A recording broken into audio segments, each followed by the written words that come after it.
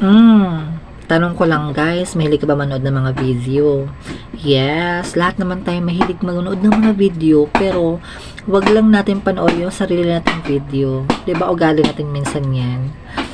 Gumagawa ka ng mga account, ng mga ilang account, halimbawa meron kang 3 account, then yung mga pinopokus mo ngayon sa Facebook is pinapanood mo doon sa mga account mo na sarili mo account. Bawal po yan guys. Wag natin gawin yan kasi kahit ano pang gawin natin, magaling po ang system ni Meta. Madidetect at madidetect ka pa rin yan. Meron ka pa rin information na galing sa'yo doon. Aminin natin yan. So, wag kang manood ng sarili mong video kasi bawal po yan. Masisira po talaga ang performance mo. Okay?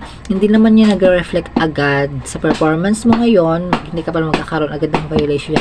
Pero darating yung panahon na yan ang magiging violation mo.